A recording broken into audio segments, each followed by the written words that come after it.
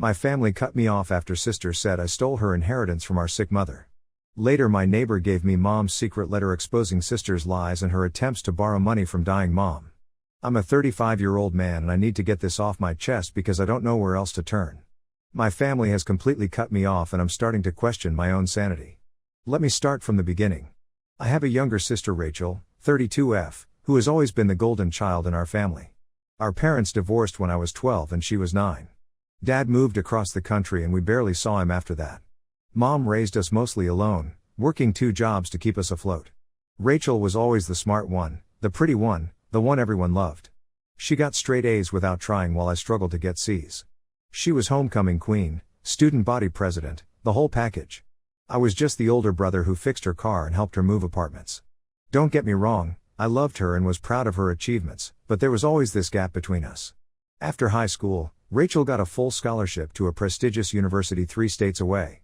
She studied business and landed a corporate job right after graduation. Meanwhile, I went to community college and became an electrician. I make decent money, but nothing compared to what she pulls in. Our mom got sick about 5 years ago. Cancer. Rachel would fly in once every few months for a weekend visit, but I was the one who drove mom to appointments, stayed overnight at the hospital, and helped her with daily tasks. Rachel always said she wanted to help more but work was demanding and she couldn't get time off. Mom passed away 2 years ago.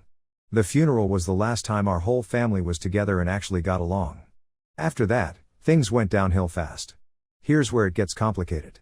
Mom left a will, but it was pretty old, from right after Dad left. In it, she left everything split equally between Rachel and me.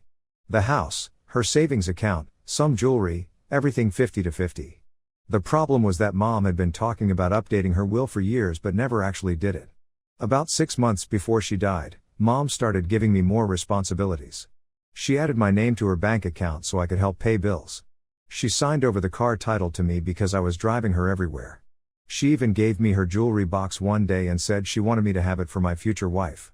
When we went to probate court, Rachel's lawyer argued that these transfers were invalid because Mom wasn't mentally competent when she made them. They claimed she was on too much pain medication and I had manipulated her into signing things over to me. This caught me completely off guard. I had no idea Rachel was planning to contest anything. We had barely talked about the inheritance except for her saying she didn't really need the money and that I should keep the house since I had been taking care of it. The lawyer Rachel hired was expensive and aggressive. They subpoenaed medical records, bank statements, everything. They painted me as someone who took advantage of a sick old woman for financial gain. They pointed out that I had been unemployed for 3 months the year before Mom died, I was laid off from a construction job, and suggested I was desperate for money. What hurt the most was that Rachel sat there in court nodding along as her lawyer destroyed my character. She wouldn't even look at me during the proceedings. The case dragged on for 8 months. I had to hire my own lawyer, which cleaned out my savings. Every family gathering became awkward because everyone knew about the lawsuit but nobody wanted to talk about it directly. My Aunt Linda, Mom's sister, started treating me differently. She would make comments about how some people will do anything for money. My Uncle Mike stopped inviting me to family barbecues. Even my cousins began acting weird around me. The worst part was that Rachel started telling people her version of events. According to her, I had isolated Mom from the family during her last months. She claimed I had prevented her from visiting more often and that I had pressured Mom into changing beneficiaries on accounts when she was drugged up on painkillers. None of this was true, but Rachel is a good storyteller and people believed her. She had copies of Mom's medical records showing all the medications she was on. She had bank statements showing the transfers. On paper, it looked exactly like what her lawyer was claiming. The judge ultimately ruled in my favor, but barely. He said that while some of the transfers looked suspicious, there wasn't enough evidence to prove Mom was incompetent or that I had manipulated her. I got to keep the house and the joint bank account, but the jewelry went back into the estate to be split equally. Rachel appealed the decision. That took another 6 months and even more legal fees. The appeals court upheld the original ruling, but by then the damage was done. Our extended family had chosen sides, and most of them chose Rachel. She's more successful, more articulate, and frankly more likable than I am. When she tells people that her greedy older brother stole her inheritance while their mother was dying, it sounds believable. Last month was Mom's birthday. The family always gets together on that day to visit her grave and have dinner afterward. I showed up at the cemetery and Rachel was already there with about a dozen relatives. When they saw me, the conversation stopped. Rachel packed up her flowers and walked away. Everyone else followed her. I stood there alone at Mom's grave for 20 minutes before going home. Later that evening, my cousin posted photos from the dinner on social media. The whole family was there, laughing and sharing stories about Mom. Everyone except me. My Uncle Mike called me the next day. He said the family had decided it would be better if I didn't come to future gatherings until things settled down. He said my presence makes Rachel uncomfortable and they don't want any drama. So now I'm completely cut off. The woman I've been dating for 8 months broke up with me last week. She said she looked up the court case online and decided she didn't want to be with someone who would steal from their own mother. I've been living alone in Mom's house for 2 years now. Every room reminds me of taking care of her. I kept thinking Rachel and I would eventually work things out, but it's clear that's never going to happen. The thing that keeps me up at night is wondering if I actually did something wrong. Did I manipulate Mom without realizing it? Was I supposed to refuse when she wanted to add my name to her account? Should I have insisted she update her will properly? Rachel got her MBA and works in corporate finance. She knows how these things should be handled legally. I'm just an electrician who was trying to help his sick mother pay bills. I don't even know why I'm writing this. I guess I just needed to tell someone the truth about what actually happened. My family thinks I'm a thief and a liar. My ex-girlfriend thinks I'm a scammer. Sometimes I wonder if they're right. The house is paid off and I have some money in the bank, but I've lost everything else that mattered. I wake up every day in a place that reminds me of the person I miss most, surrounded by people who think I stole it from her. Update 1: I didn't expect anyone to respond to my original post, but thank you to everyone who reached out. A lot has happened since then and I thought I should update you. About 2 weeks after I posted, something happened that I never saw coming. My neighbor Mrs. Patterson, 78F, knocked on my door one evening. She's lived next door to my family for 30 years and knew my mom well. She handed me a manila envelope and said Mom had asked her to give it to me if anything ever happened between Rachel and me over the will. Apparently, Mom had sensed there might be problems and left this with Mrs. Patterson about a year before she died. Inside was a handwritten letter from Mom, dated and notarized. In it, she explained exactly why she had been transferring things to my name. She wrote about how I had been the one caring for her, driving her to appointments, staying overnight at the hospital. She mentioned that Rachel visited when she could but lived far away and had a demanding job. The letter also contained something I never knew about. Apparently, Rachel had called Mom about 8 months before she died and asked her to take out a loan against the house. Rachel said she was having financial troubles and needed about $30,000 to get back on her feet. Mom had refused and told Rachel she couldn't risk losing the house. According to the letter, Rachel got angry and said some harsh things about how Mom was being selfish and holding on to money she didn't need. But here's the part that really shocked me. Mom wrote that she had called Rachel's workplace to check on her story about financial troubles. She spoke to someone in HR who told her that Rachel had just received a promotion and a significant salary increase. There were no financial problems. The letter went on to explain that this conversation had worried Mom. She started wondering if Rachel saw her as more valuable dead than alive. That's when she began making the transfers to me, not because she loved me more, but because she trusted me to take care of things properly. Mrs. Patterson also gave me something else. A small recording device that Mom had hidden in the living room during Rachel's last visit. On it, you can hear Rachel asking Mom about life insurance policies and whether the house was really paid off. When Mom asks why she's asking, Rachel says she's just trying to help plan for the future. But then Rachel starts talking about how expensive the house must be to maintain and how I probably can't afford to keep it up properly. She suggests that Mom might want to think about selling it and splitting the money between us kids now, rather than waiting.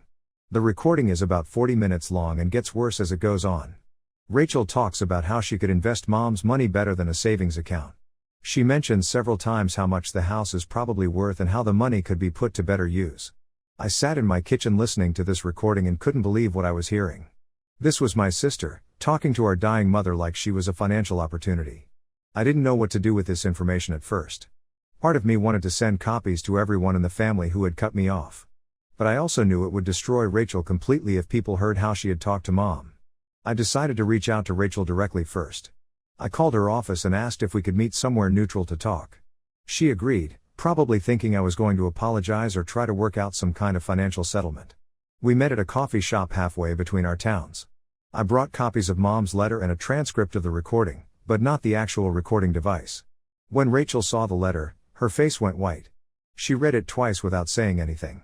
Then she started making excuses. She said Mom was confused and paranoid toward the end. She claimed the phone call to her work never happened, or if it did, HR must have been mistaken. But when I mentioned the recording, she broke down completely.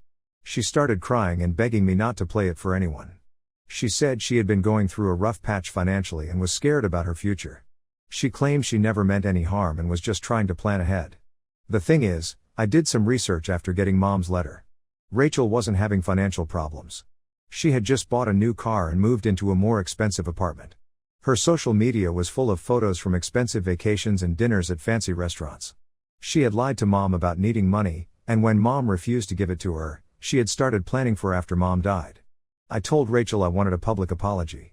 I wanted her to tell the family that she had been wrong about the inheritance and that Mom had good reasons for the transfers she made. I said if she didn't do this voluntarily, I would have to share Mom's letter and the recording. Rachel got angry then.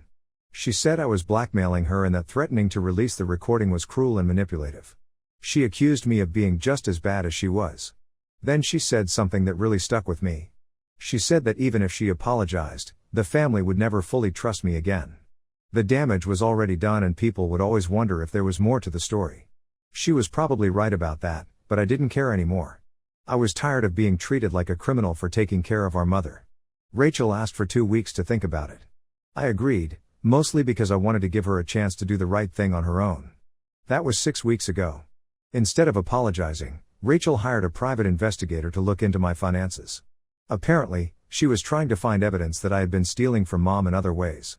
The investigator contacted my bank, my employer, even my ex-girlfriend. He was asking questions about my spending habits and whether I had come into money suddenly after Mom died. My boss called me into his office last week to ask about it. Having a private investigator sniffing around made everyone suspicious. My coworkers started treating me differently. One of them asked if I was in some kind of legal trouble. So Rachel had decided to double down instead of coming clean. She was trying to find dirt on me to justify her original accusations. I realized then that she was never going to apologize or tell the truth. She was going to keep fighting this until one of us was completely destroyed. I made copies of everything and sent them to my Aunt Linda, Uncle Mike, and a few other family members who had cut me off. I included a note explaining that I had tried to resolve this privately but Rachel had chosen to make things worse instead. The response was immediate. My phone started ringing within hours. Some family members were apologetic and wanted to hear my side of the story. Others were angry that I had kept this information secret for so long. But a few people, including Aunt Linda, said they didn't believe the letter was real. They thought I had forged it or manipulated Mrs. Patterson into helping me create fake evidence. Rachel sent a long email to everyone claiming that Mom's letter was written when she was heavily medicated and not thinking clearly. She said I had probably coached Mrs. Patterson on what to say. She denied that the recording was real and called it a fabrication. So now the family is split into 3 groups instead of 2. Some people believe me, some believe Rachel, and some don't trust either of us anymore. The whole thing has gotten uglier than I ever imagined it could. What started as a simple inheritance dispute has turned into a war where we're both trying to destroy each other's credibility. I'm not sure there's any way back from this point. Update 2: things have escalated in ways I never expected. I'm writing this update because some of you asked me to keep you posted, and honestly, I need to get this out somewhere. About 3 weeks after my last update, I got a call from a number I didn't recognize. It turned out to be someone from Rachel's company. They said they were conducting an internal investigation and wanted to ask me some questions. At first I thought this was about the private investigator Rachel had hired. Maybe her employer found out she was using company resources for personal business. But it was actually much worse than that. The person on the phone explained that they had received an anonymous tip about an employee who might be involved in financial fraud. Someone had sent them copies of the court documents from our inheritance case, along with a note suggesting they look into Rachel's handling of client accounts. I was confused because I had never contacted Rachel's employer about anything. I told them I didn't know anything about her work and couldn't help with their investigation. But then they asked me about Mom's letter and the recording. They wanted to know if Rachel had ever mentioned borrowing money from clients or having access to client funds. That's when I realized what was happening. Someone else in the family must have forwarded my information to Rachel's company, probably thinking they were helping me get revenge. I told the investigator I couldn't help them and asked them not to contact me again. I didn't want to be responsible for Rachel losing her job, even after everything she had done. But the damage was already done. Within a week, Rachel was placed on administrative leave pending a full audit of her accounts. The company brought in outside forensic accountants to review several years of her client transactions. Rachel called me for the first time in over a year. She was screaming about how I had destroyed her career and her life. She said I had sent the information to her employer to get revenge, and now she was facing criminal charges. I tried to explain that I hadn't contacted her company, but she wouldn't listen. She said I was a liar and had been planning this from the beginning. She threatened to sue me for defamation and harassment. 2 days later, Uncle Mike called me. He said Rachel had been staying at his house since being put on leave, and she was in bad shape. She hadn't been eating or sleeping and was talking about how her life was over. He asked me to consider dropping the whole thing for the sake of family peace. He said Rachel had made mistakes but didn't deserve to have her career destroyed.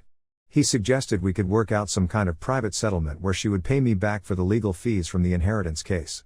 But before I could even respond, more information came out. The forensic audit found irregularities in several of Rachel's client accounts. Nothing huge, but enough to show a pattern of moving money around in ways that weren't properly documented.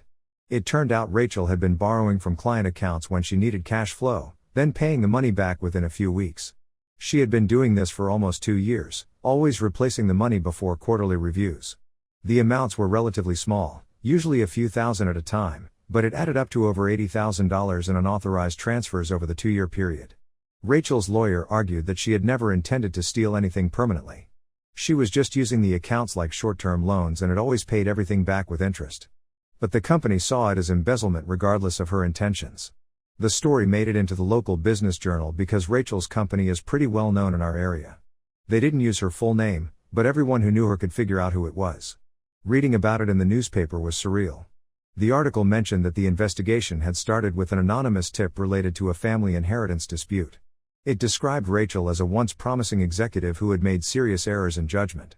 Our extended family was devastated. Aunt Linda called me crying, saying she couldn't believe how far things had gone.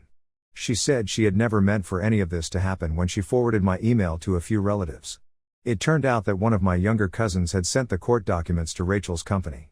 He thought he was helping me get justice, but he had no idea it would lead to a criminal investigation. Rachel ended up pleading guilty to a reduced charge of financial misconduct. She was sentenced to 18 months of probation and had to pay back the company for their investigation costs. She also lost her professional licenses and will probably never work in finance again. The judge made a point of saying that while the amounts involved weren't enormous, the breach of trust was serious. He said Rachel had put her personal financial stress ahead of her professional responsibilities and her client's interests. After the sentencing, Rachel's lawyer approached me in the courthouse hallway. He said Rachel wanted to apologize for how she had handled the inheritance dispute. She acknowledged that Mom's letter and the recording were genuine, and she admitted she had been wrong to contest the will. But she also wanted me to know that she blamed me for ruining her life. Even though I hadn't directly contacted her employer, she felt I had created the situation that led to her downfall. The lawyer said Rachel was planning to leave the area and start over somewhere else. She didn't want any further contact with me or most of the family. That was 6 weeks ago. I haven't heard from Rachel since then, and I don't expect to. The family situation is still complicated. Some relatives have apologized to me and said they should have trusted me from the beginning. Others are angry that things went so far and blame me for not stopping the investigation once it started. Uncle Mike hasn't spoken to me since Rachel's sentencing. He thinks I could have done more to protect her, even though I had no control over what her employer decided to investigate. Aunt Linda is trying to play peacemaker, but it's clear that family gatherings will never be the same. Too much has been said and done for things to go back to how they were. I'm still living in Mom's house, but I've been thinking about selling it and moving somewhere fresh. There are too many memories here, and not all of them are good anymore. Sometimes I wonder if I should have just accepted being cut off by the family instead of fighting to clear my name. The truth came out, but the cost was higher than I ever imagined it would be. Update 3. I decided to write one final update because several people have been asking what happened next, and I think I owe it to those who have been following this story to give you closure. About 2 weeks after my last update, I made a decision that I had been avoiding for months. I put Mom's house up for sale. Living there had become impossible. Every room reminded me not just of taking care of Mom, but of everything that had happened since she died. The kitchen where I had listened to Rachel's recording. The living room where the family used to gather for holidays before everything fell apart. I had been telling myself I was keeping the house to honor Mom's memory, but really I was just hiding from the world. I wasn't moving forward with my life, just existing in a space that represented all my losses. The house sold faster than I expected. A young family with 2 kids bought it for asking price. When I handed over the keys, the mother mentioned how excited they were to host family dinners in the big dining room. I didn't tell her that room had been empty for 2 years. I used part of the money to pay off my legal debts and put the rest into savings. Then I started looking for a fresh start. I found a job with an electrical company in a city about 4 hours away. The work is similar to what I was doing before, but the pay is better and nobody there knows anything about inheritance disputes or family drama. Before I left town, I made one last attempt to repair things with the family members who still mattered to me. I called Uncle Mike and asked if we could meet for coffee. He agreed, probably out of curiosity more than anything else. We met at the same diner where we used to have breakfast after fishing trips when I was a kid. Mike looked older than I remembered. He told me that Rachel had moved to another state and was working retail while she figured out what to do next. He said she was getting counseling and trying to rebuild her life. I told him I was sorry about how everything had turned out. I said I never wanted Rachel to lose her career or face criminal charges. I had just wanted the family to know the truth about what had happened with Mom. Mike listened without interrupting, then said something that surprised me. He told me he had always known Rachel was Mom's favorite, and that it probably wasn't fair to either of us kids. He said Mom had put too much pressure on Rachel to be perfect, and maybe that had contributed to her making bad choices later on. But he also said that some things couldn't be fixed, no matter how sorry everyone was. The family had taken sides and said things that couldn't be taken back. Trust had been broken in too many ways. He wished me luck with my new job and said he hoped I would find happiness somewhere else. We shook hands in the parking lot, and I think we both knew it was goodbye. I moved to my new city 3 weeks ago. I'm renting a small apartment near work and trying to build a routine that doesn't revolve around family obligations or legal problems. The hardest part is the silence. I had gotten used to being angry about something or fighting with someone. Now that all the drama is over, I'm left with just the quiet reality of my life. I'm 35 years old, single, and starting over in a place where I don't know anyone. Some days that feels like freedom, and other days it feels like punishment for winning a war I never wanted to fight. I got a Facebook message from one of my younger cousins last week. She said several family members missed me and wished things could have been different. She asked if I might consider coming back for Christmas. I thanked her for reaching out, but I told her I wouldn't be coming back. Not for Christmas, not for birthdays, probably not even for funerals. That part of my life is over. I don't hate Rachel anymore, which is something I didn't expect. I understand now that she was dealing with her own problems and made choices that seemed reasonable to her at the time. The fact that those choices hurt other people doesn't make her evil, just human. But understanding someone doesn't mean you have to keep them in your life. Some relationships can't survive the damage that gets done along the way. I keep Mom's letter in a folder with my important documents. I read it sometimes when I'm having doubts about the choices I made. She wrote that she trusted me to do the right thing, and I think I did, even though the right thing turned out to be harder and more painful than I expected. My new coworkers don't know about any of this. To them, I'm just a guy who moved here for a job opportunity. They don't know about inheritance disputes or family drama or criminal investigations. Sometimes one of them will mention their siblings or talk about holiday plans with their parents, and I just nod and change the subject. I'm not ready to explain why I don't have those things anymore. I'm not sure if I made the right choices throughout this whole ordeal. Maybe I should have let Rachel have the inheritance from the beginning. Maybe I should have kept Mom's letter and the recording secret forever. Maybe I should have tried harder to protect her when her employer started investigating. But I did what I thought was right at each step along the way, and that's all anyone can do. This is my last update on this situation. I'm closing the door on this chapter of my life and trying to write a new one.